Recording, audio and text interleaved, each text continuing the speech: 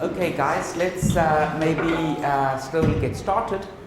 So first comment is, we've put you into groups for your projects, okay? So Antonio will email you a little bit later, so you'll find out which group you're in, and then you can start going with the project, okay? Tomorrow we will not have a normal lecture.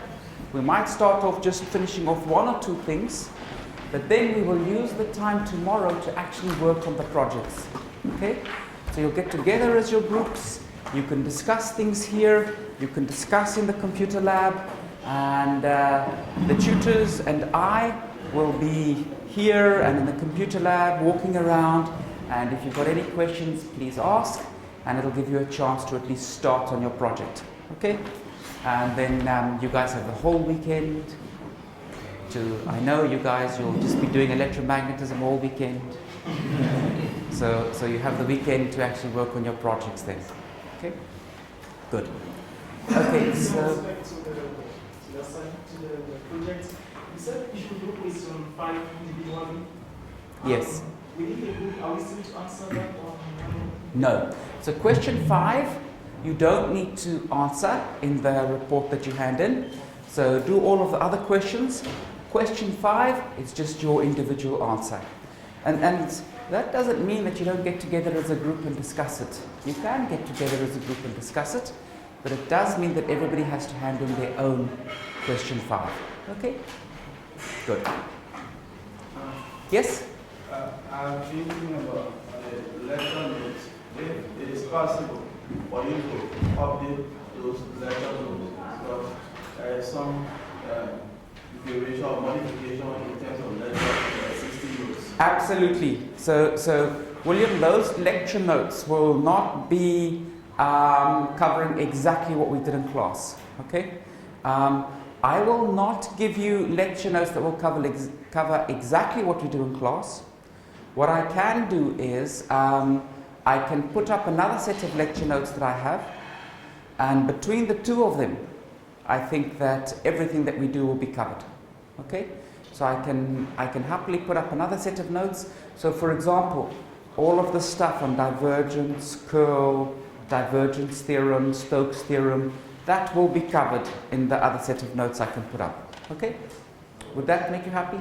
Yeah. Good. Okay, any other questions? Okay, good. Now, we were developing the vector calculus of Nabla. And we said Nabla was a vector. So we said there's a couple of things that we can do. So first of all, if you give me a vector, and you give me a second vector, one thing I can do is calculate a dot product. What do we call this? Divergence. The other thing that we could do is calculate a cross product. What do we call this? A curve. So those are the two things we could do with the vector field. But you know, if you've got a scalar field, there's something you can do as well. Because you can always take a vector and multiply by a scalar.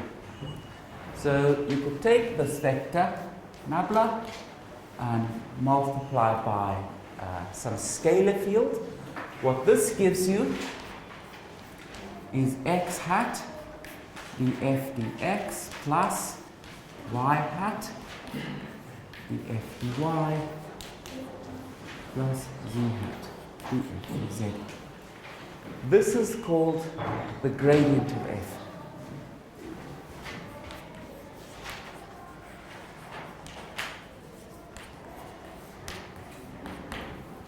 And let's just talk about what the gradient is.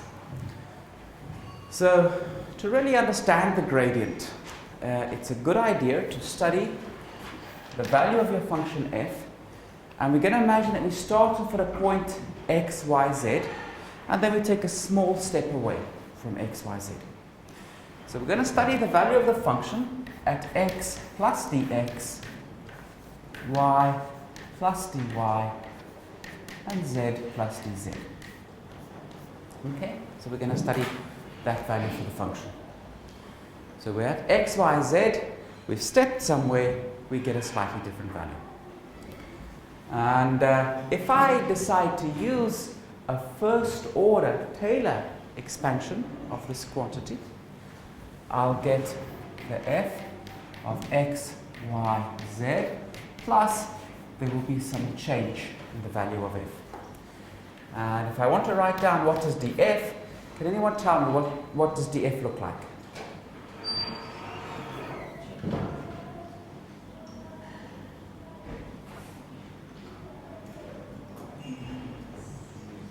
dx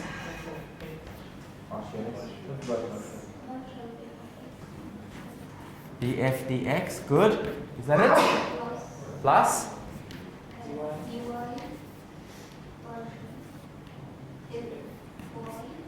good. Plus z. Perfect. So this is just calculus. We add the small change due to the x direction, the small change in the y direction, the small change in the z direction, and that gives us the total change. But notice, I can write this as dx x hat plus dy y hat plus dz z hat dotted into x hat df dx plus y hat df dy plus z hat df dz. Because when I take this product, x hat dot x hat is 1. I'll get the dx df dx. That's the first term sitting there. When I start to multiply the first term in here with the second term in this bracket, I've got x hat dotted into y hat, which is 0. I've got x hat dotted into z hat, which is 0. So the only time I get a non-zero answer when I'm multiplying with this first factor is when I hit the x hat. If I've got the term dy y hat, when do I get a non-zero term? Only with that middle term. Because the y hat dot x hat is 0, the y hat dot z hat is 0, and with the middle term, y hat dot y hat is 1, dy times df dy is that middle term there. Okay? So we've just rewritten it. Now what does this look like? Well, this I can think of as dx. So what is dx? Or I can call it dr if you guys want. Okay? So I've stepped somewhere, and then I step some displacement dr. Okay? So I'm at f of x, y, z, and then I step to f of x plus dx, y plus dy, z plus dz. And what describes my step, the displacement of my step, is dr. So this dr is that. That's how far I step. And I dot this into the gradient of f. If I have a dot b, is everyone happy? That's mod a times mod b times cos theta. So this I can write as the mod of dr, which is how far I step, the mod of the gradient times by the cosine of theta. What angle is theta?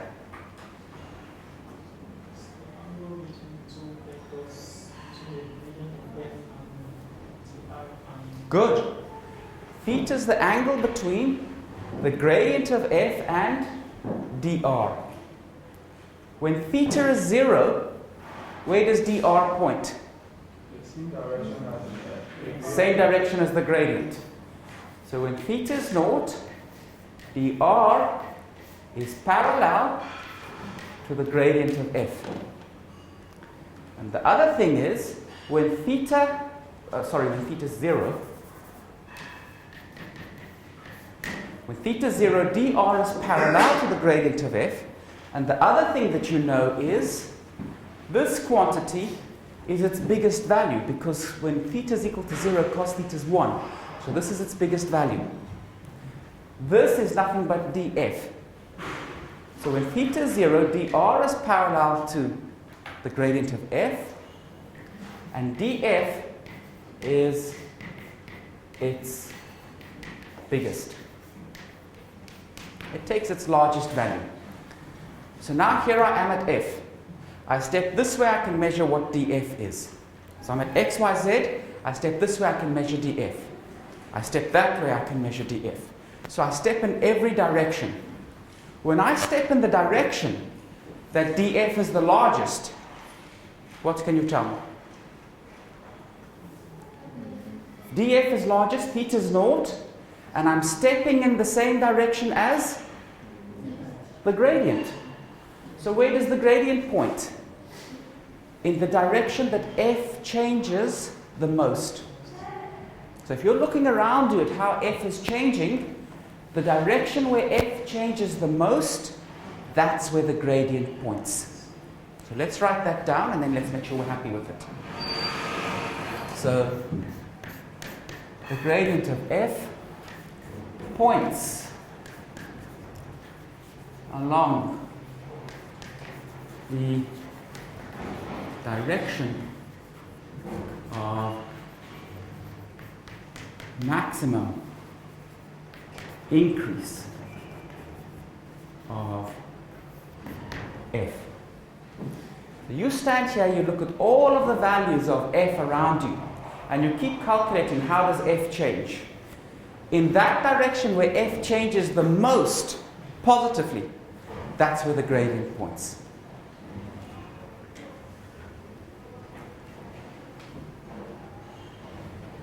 Is everybody happy with that statement?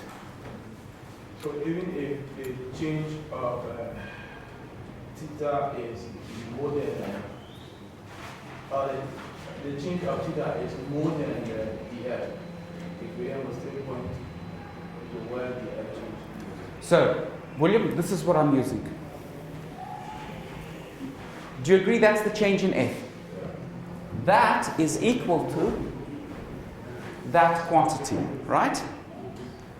Now, if I'm stepping and I am keeping the length of my step the same, okay? So I can step 1 meter that direction, or I can step 1 meter that direction. If the length of my step is the same in any direction, it means dr is the same, okay? The magnitude of the gradient of f is whatever that is. That's some constant. So the thing that's changing when I step in different directions is theta. And now I say to myself, what theta can I pick so that this quantity is its biggest? And the answer is theta is 0. When theta is 0, cos theta is 1. Any other value of theta, cos theta will be smaller than 1. It may even be negative. So that direction for which df is a maximum is when theta is 0, but that is when the direction of my step, the direction of dr, is in the same direction as the gradient. Happy with that? Yep. Good. Any other questions? Okay. Now, so I've told you where df points. Now you might like to know what is the value of the magnitude of df. When theta is 0,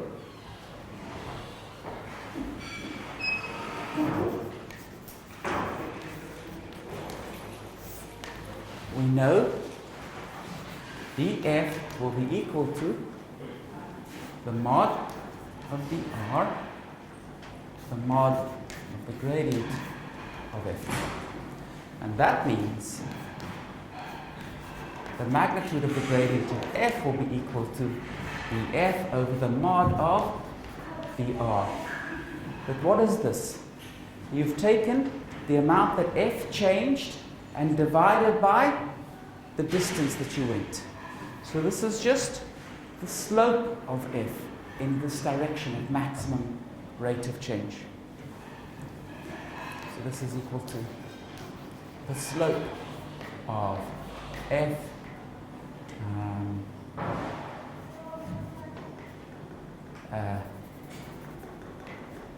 in direction of biggest change, df. So you're at some point, you measure values of f close to you, you find that direction where df is the biggest, that tells you where the gradient points, and you work out the slope of f in that direction, and that tells you the magnitude of the gradient. Okay? So that's the gradient for you. Good. So at this point, we have developed all of the vector calculus that we need. We don't need to develop anything more. So we're now going to start using it. If I calculate the divergence of some vector field, what does it tell me? The source of that vector field. If I calculate the curl of some vector field, what does it tell me? How it's circulating. Very good. So what I would like to do now is, that tells me about the geometry, how the electric field lines circle and where they come from and where they go to. That tells me about the geometry of the field lines. What I would like to do now is, I want to start applying that to the electric field. So I want to calculate the divergence of the electric field, and I want to calculate the curl of the electric field. We've got the superposition principle. What does the superposition principle tell us? An electric field from any collection of charges is just the sum of electric fields from each individual charge, right? So what I'm going to start off by doing is, I'm going to study the curl and divergence of a single point charge. Because if I want the curl and divergence of something more general, I can get it just by using the superposition principle. Okay? So this is the logic. Always study a point charge and then get the general case by summing your answer for the point charge. And there you're using the superposition principle. Good. Yes, William? Just before we get there. Yes. We talked about the divergence and the curve. And we saw the manner to which the curve took us around. Then what's the physical meaning of now the gradient? What's the physical interpretation of the gradient? Because we saw the divergence in terms of geometry or in terms of good. So when you think about the vector field, you're talking about the arrows pointing somewhere, right? And so the curl was telling you that the arrows circulate, the divergence was telling you the arrows go away from each other. When we talk about a scalar field, you don't have arrows everywhere, you've just got a value everywhere. Okay? So you can plot out a scalar field and it looks like some sort of a surface. When you've got a surface, what kind of things can you talk about? Well, if you think about a flat piece of land, you might talk about valleys, you might talk about hills. So what you really want to talk about is, how is the function changing? And the gradient is telling us exactly that information. If you calculate the gradient of f, it tells you in which direction does the surface increase the most rapidly. And the magnitude of the gradient tells you the slope in that direction. So these statements that we wrote down, this is the geometry now for a scalar field. Okay? Good. Okay, so now let's think about our point charge.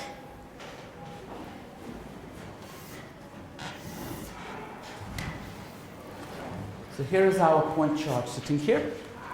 I want to calculate the electric field at that position over there. So let's work out first of all the vector stretching over to there. So what does this vector look like? Well, if this point has coordinates x, y, z, and we decide to call this vector r, we can say that r is equal to x, x hat, plus y, y hat, plus z, z hat. The electric field will be equal to 1 over epsilon naught, 1 over 4 pi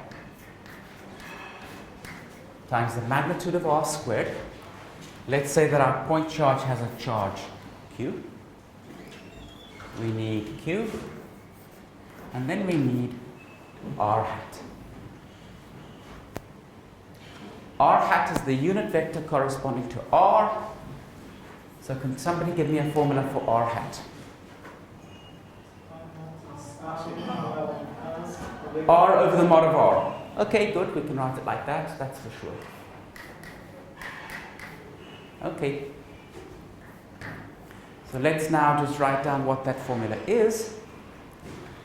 1 over epsilon naught, 1 over 4 pi. Can you guys tell me what is the mod of r squared in terms of x, y, and z? Good. Q, can you tell me what is r hat in terms of x, y, and z?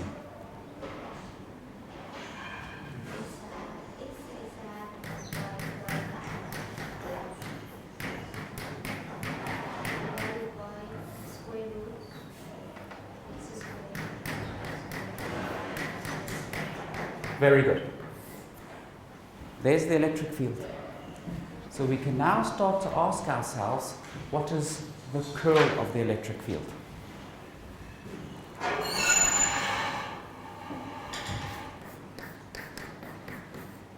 Okay. I want you guys to tell me what is the curl. So there's x hat times by what?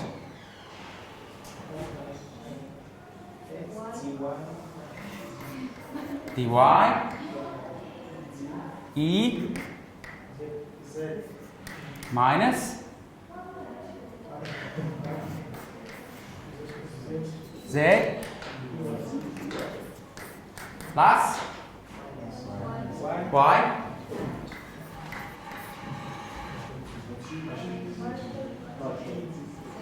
partial z e x minus d x e z plus z partial x y minus dy dx. Good.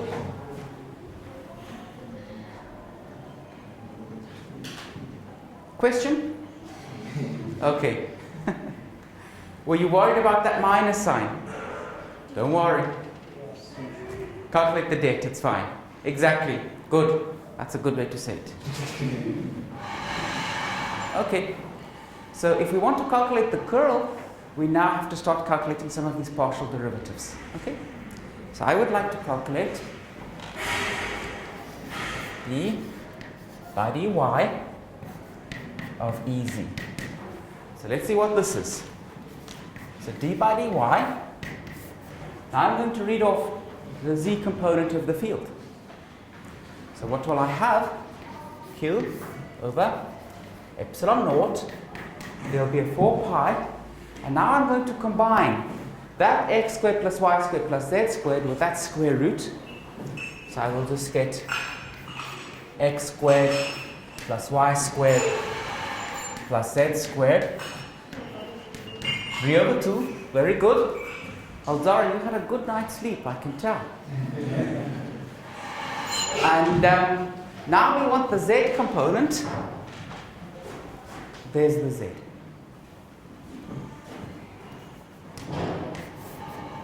Okay, now we have to differentiate. Who can tell me what this derivative is equal to? D by dy, where's the only place where it will act?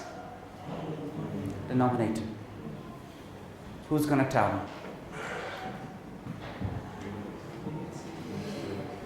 Negative? Q, Z?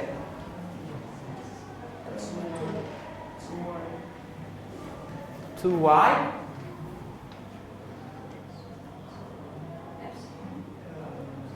over epsilon naught 4 pi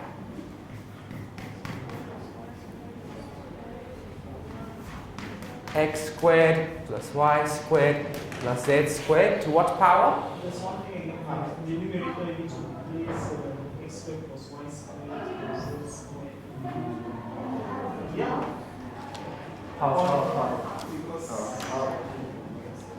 F2 plus multiplied by negative 3 over 2, good. Anything else? What's the power? 5 over 2. Anything else? yes.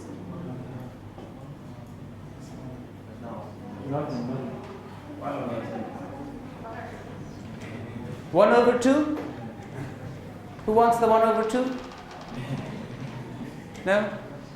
Are we happy with that, guys? Yes. Good. Okay, so we just did a straightforward derivative. I want you guys now on your page to calculate what is dEy dz.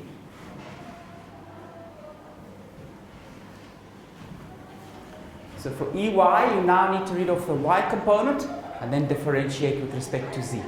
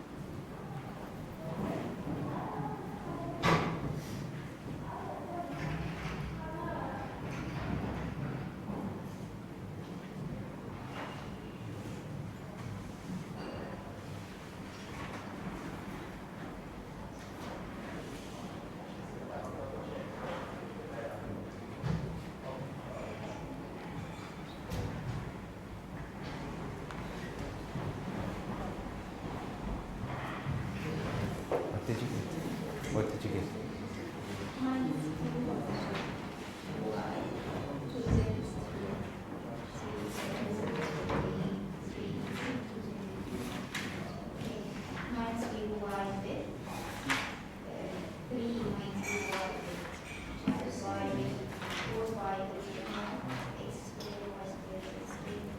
Good. Okay. So Zara's got an answer.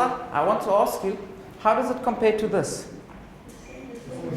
The same. Did everyone get that?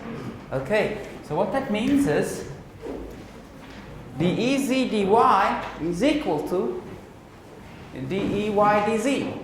Why is that important? Why should I care about that? This is precisely the x-hat component of the curl. So what we've just shown is that component of the curl cancels. Okay? There's nothing special about y and z. You can see that there's a symmetry, you know. If you look at this formula, x, y, and z all appear in exactly the same way. So if you go ahead and do the same calculation now, you'll find that those two terms also cancel. And those two terms also cancel in exactly the same way. So what is the curl of E? 0. So in electrostatics, the curl of E is 0.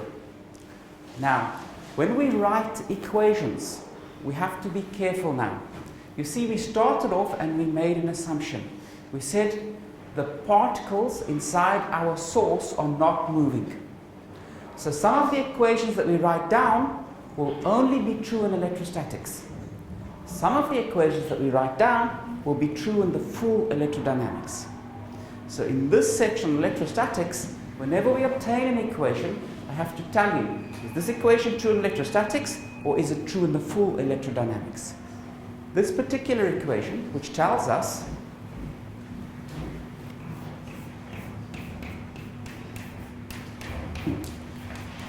the curl of E is equal to 0, okay, this is only true in electrostatics. So I'm going to write here electrostatics. When we come to do the full electrodynamics, on this side, we will find a term. Okay? So this is only true in electrostatics. Can somebody tell me, what does that tell you about the geometry of the field lines in electrostatics? They never closed.